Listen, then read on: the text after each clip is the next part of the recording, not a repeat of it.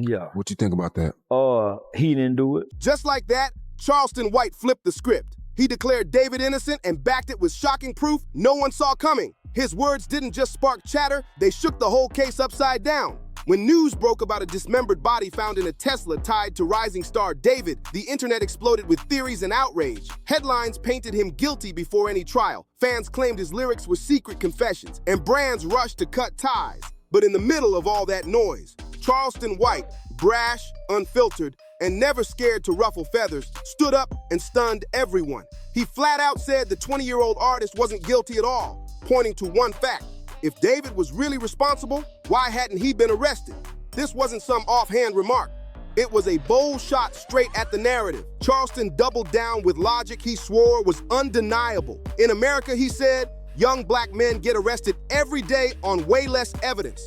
So if cops really had proof on David, he'd already be locked up. To Charleston, the fact David was still free wasn't a sign of a secret case. It was proof there was no case at all. He hit his point with one of those raw, cutthroat analogies he's known for, meant to make folks squirm, but think hard. Listen, hold on. If they find a dead body in me and your car, and this is our car, do you think they'll let me and you stay out like long? They got out. So think about this. His message was clear. If an average person had a body tied to their name, they'd be behind bars instantly. Yet David was still touring, still outside, still untouched by police. That silence from law enforcement, Charleston said, was louder than any headline.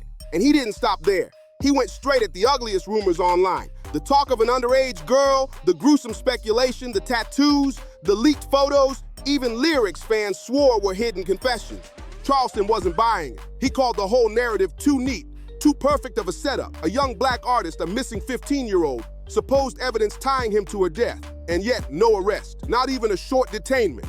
To Charleston, that silence from police wasn't negligence, it was proof David might not be the monster the world claimed. And in true Charleston fashion, he went straight for the uncomfortable details. He pointed to how the body was discovered, dismembered, hidden, saying that kind of cold, calculated brutality didn't even match David's profile. He pushed the idea that maybe the entire crime was staged, maybe someone else was behind it.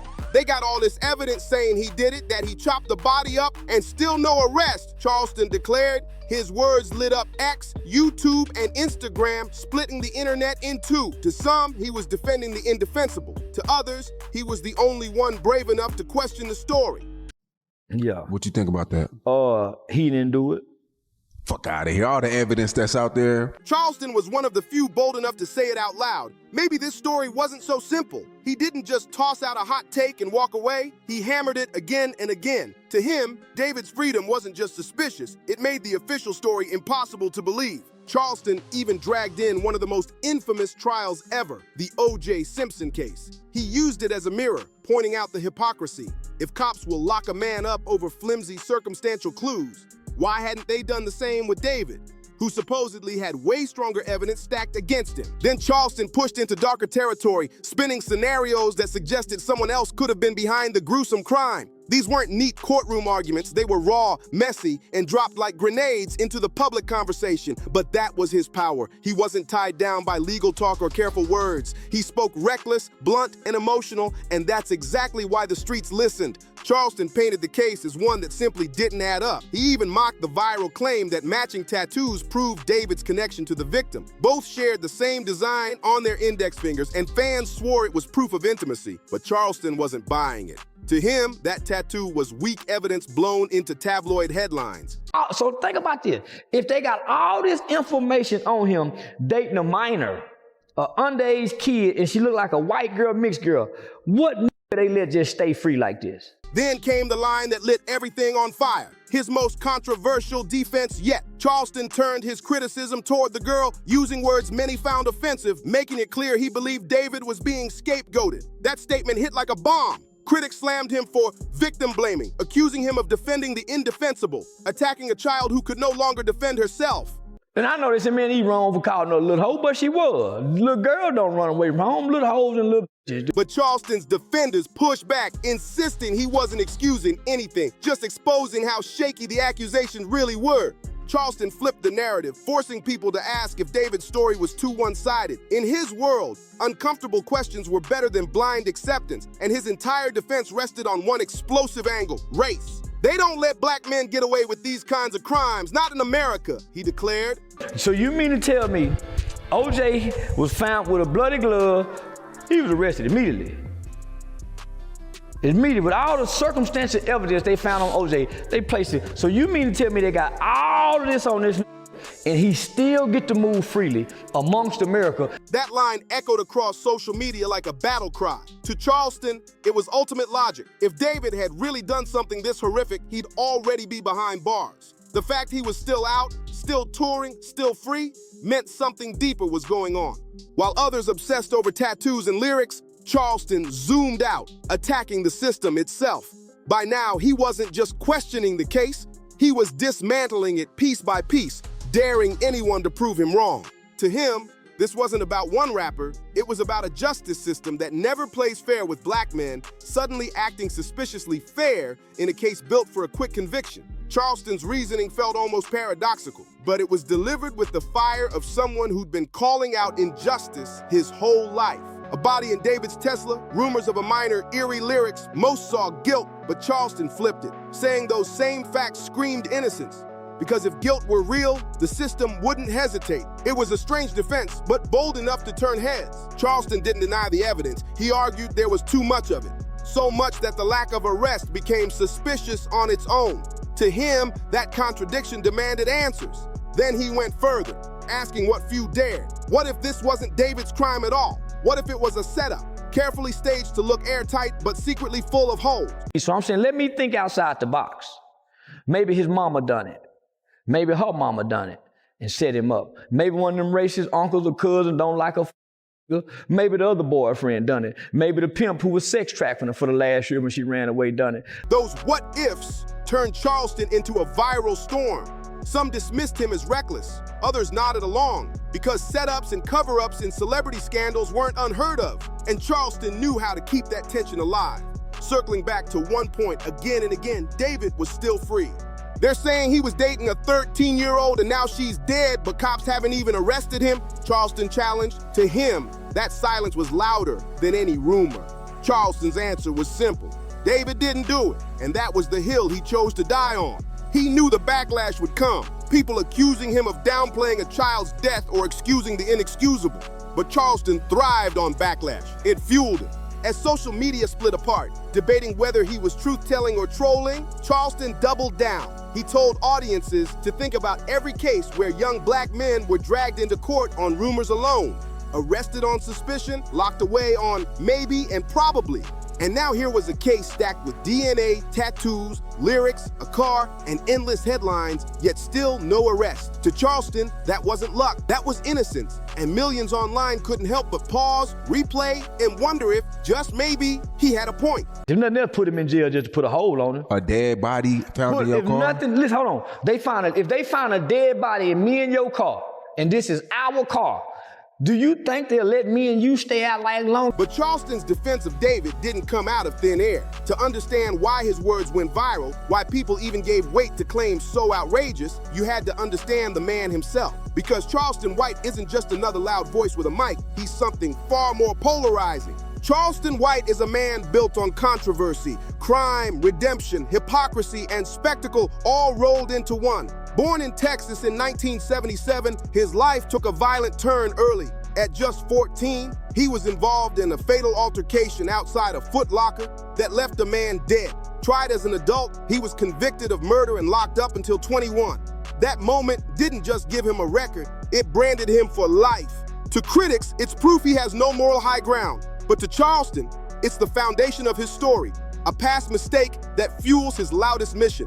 After release, he tried to flip his image, even founding Hypocrisy Over Politics, HOPI, a group aimed at steering kids away from gangs and crime. For a while, it looked like he was walking the path of redemption, using his pain as a warning to the next generation.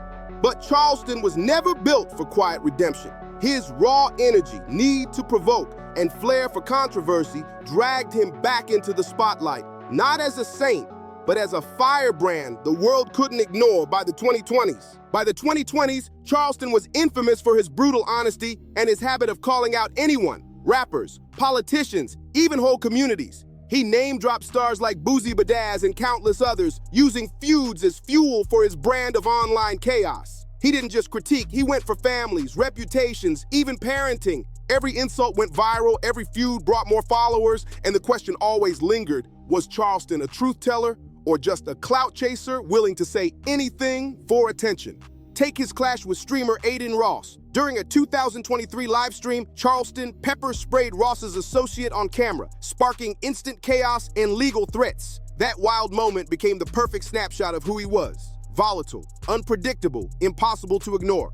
Another time, he waved stacks of cash at hecklers during a comedy show, taunting them instead of calming the crowd. To some, it was comedy. To others, proof Charleston wasn't a reformed activist at all, but a showman addicted to outrage. That contradiction defined him. One moment, he condemned gang culture and preached accountability. The next, he mocked victims, laughed at deaths, and tore into tragedies with no filter. In September 2025, he even cursed out the family of conservative commentator Charlie Kirk after his death, calling it white-on-white crime, and laughing.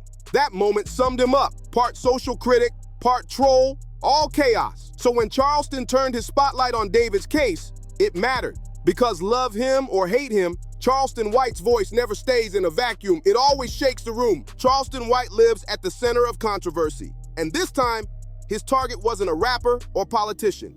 It was the system itself, and his claim that David was innocent. By the time Charleston threw his weight behind the case, his name was already stitched together from scandals, hot takes, and viral explosions. He wasn't some outsider stepping into the spotlight, he was the storm. And his entry into David's story only added thunder to an already chaotic scene. Back in early 2024, Charleston went viral after mocking the tragic deaths of Chicago's King Von and Houston's Takeoff. He didn't just mention them, he laughed, dismissed their legacies, and called it the natural end for street rappers. The backlash was instant, cementing him as someone who showed no respect for sacred ground. That was the turning point, when Charleston stopped looking like a reformed activist and became a full-blown professional antagonist. Then came his ugly feud with Boozy Badazz. Charleston accused Boosie of being a terrible father, claiming his kids were destined for the same chaos he once lived. Boosie fired back, but Charleston only escalated, tossing out threats that blurred the line between comedy and real violence. And he didn't stop with rappers. Charleston blasted police chiefs, mocked whole departments, and even claimed he'd shoot any cop who tried him. Here was a man preaching against gang violence, yet glorifying confrontation and defiance at the same time. The contradictions only made him bigger, and Charleston thrived in that chaos. Every insult, every feud, every outrageous stunt, it all made Charleston bigger. By 2025, he wasn't an activist anymore. He was a one-man media circus. Whether flashing guns on Instagram Live or clowning rappers in interviews, Charleston had mastered the art of monetizing chaos. So when he spoke on David, critics rolled their eyes, claiming he wasn't chasing truth, just clout. And maybe that's exactly why his involvement hit so hard. What bigger headline could a provocateur bite into than a teen pop star tied to murder? Yet here was the paradox. The louder people accused Charleston of clout chasing, the more his word spread. His defense of David wasn't whispered. It was blasted across YouTube, TikTok, and X, where millions debated, clipped, and stitched his rants. One video alone, stripped from context, hit millions of views. Some mocked him, others backed him, and thousands admitted, "I don't like Charleston, but he's not lying." That was Charleston's twisted power. His credibility was always questioned, but his influence only grew. Even his haters couldn't resist watching, sharing, and fueling his fire. So when Charleston White crowned himself as David's unlikely defender, the world couldn't look away. Because this wasn't just commentary, it was a spectacle only he could create. Charleston wasn't just defending David, he was projecting his own life onto the case. To him, David wasn't another headline. He was a symbol, a reflection of Charleston's troubled youth, and maybe even a chance to rewrite his own story through someone else's trial. For decades, Charleston told anyone who'd listen, America is quick to cage young black men without solid proof. He knew it firsthand. Why would they let him walk this freely, only to lose endorsements and sponsorships and cancel shows and not his freedom? In the climate that we're in. At 14, he was sentenced to prison. His teenage mistake leaving a permanent scar. That shaped how he viewed every arrest, every headline, every accusation. So in David's case, Charleston saw the same trap, only this time, the system hadn't pulled the trigger. They don't let black men get away with these kinds of crimes, not in America, he warned. Those words weren't just a hot take, they were personal. To Charleston, if the case was airtight, David would already be locked up. The fact he was free screamed innocence. But beneath the theatrics sat something deeper. David, like Charleston once was a young black man caught in the crosshairs of a narrative he couldn't control. Whether guilty or not, the public had already branded him, and Charleston knew that pain too well.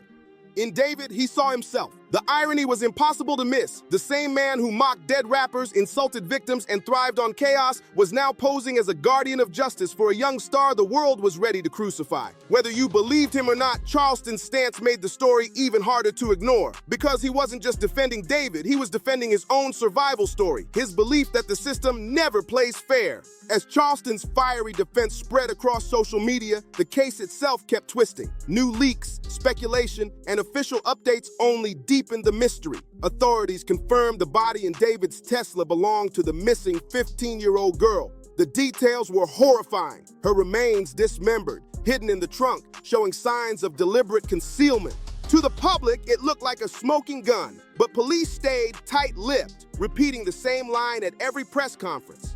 No arrests have been made at this time. That phrase became a mantra, echoed across headlines and broadcasts. Meanwhile, the internet went into overdrive. TikTok sleuths dissected David's lyrics, treating tracks like Romantic Homicide as diary entries. Fans tore through music videos frame by frame, claiming hidden clues linked to the crime. Others lined up tour dates against the victim's disappearance, searching for overlaps. And yet, despite all the noise, no hard evidence surfaced. No DNA reports, no eyewitnesses, no digital trail. Just whispers, speculation, and a mountain of circumstantial connections keeping the case alive in the court of public opinion. The case wasn't frozen. Behind the scenes, detectives were pulling cell phone pings, digging into communications, and working with interstate agencies since the car and body had allegedly crossed state lines. Every leak hinted at something bigger bubbling beneath the surface. And this is where Charleston's commentary got dangerous. By declaring David innocent, Charleston wasn't just defending the artist. He was shaping the narrative itself. Millions of fans began echoing his words on X, pushing hashtags like #FreeDavid and #Charleston set into trending lists. That's the strange power of viral commentary. It doesn't just react to news, it rewrites it. And in David's case, Charleston White made himself the loudest pen on the page. His defense spread like wildfire, forcing even mainstream outlets to acknowledge him. Journalists who had focused strictly on the investigation now found themselves writing about Charleston, a man with no badge, no legal credentials, just a megaphone too loud to ignore. Opinion columns popped up overnight. Some blasted him as reckless, accusing him of undermining a sensitive investigation with his bold claims of innocence. Others begrudgingly admitted his central point, that the lack of an arrest was suspicious, wasn't completely baseless. Love him or hate him, Charleston's voice had become impossible to shut out. One fact was undeniable. Charleston had dragged the case into a brighter, messier spotlight. Fans split into warring camps. On one side were David's supporters, many of them teens who clung to Charleston's words like gospel, quoting his analogies, stitching his clips, and repeating his mantra, he'd be locked up already. On the other side were critics who saw his defense as an insult to the victim and her grieving family. Online arguments turned vicious, with users doxing each other over their stance. What should have been a solemn investigation had morphed into the internet's bloodiest new battlefield. Brands noticed too. Some companies had already distanced themselves from David, but now they were trapped. Do they cut ties completely and risk alienating millions of fans? Or do they hold back, worried Charleston might be right and David could walk free? The uncertainty froze endorsements in limbo, leaving David's image hanging, not destroyed, but not repaired either. Law enforcement wasn't swayed by hashtags. Though rarely addressing Charleston by name, leaks suggested investigators were still building a careful case, combing through hours of surveillance, messages, and testimonies. Anonymous sources hinted the lack of an arrest wasn't proof of innocence. but a sign prosecutors didn't want to rush and lose in court. But to Charleston, those delays were proof the system had nothing. Every vague press release, every no comment, every stall became more fuel for his fire, and the longer it dragged on, the louder his voice grew. What began as a murder investigation had spiraled into a cultural storm about race, justice, fame, and who gets to decide guilt in the age of viral content. And right at the center of it all stood Charleston White.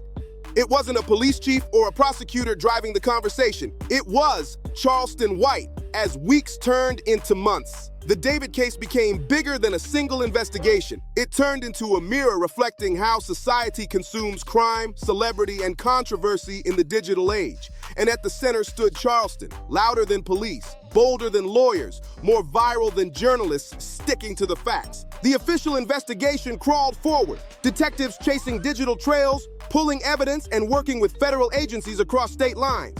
But for David's fans, Charleston's voice was hope. In a world ready to bury their idol, he gave them permission to keep believing. His arguments, flawed or not, became the script for pushing back against the headlines. And in today's online era, narrative often matters more than truth. Fans, media, and even brands all found themselves waiting for a charge, an arrest, clarity. And in that waiting game, Charleston thrived. The longer nothing happened, the louder his words sounded. The case wasn't closed, the truth wasn't clear, but Charleston had already rewritten its rhythm. He made David's supposed innocence as loud as the crime itself, spinning speculation into debate, debate into content, and content into influence. The fallout is still unfolding. David's career hangs in limbo, balanced between loyal fans and a skeptical industry. Law enforcement faces even higher stakes because if they move without airtight evidence, Charleston's words will come back to haunt them. And for the public, this case is a chilling reminder of how easily truth gets tangled in clicks, clips, and commentary. What do you think of Charleston White's revelations about D4vd? Drop your thoughts in the comments, and don't forget to click the cards on screen for more.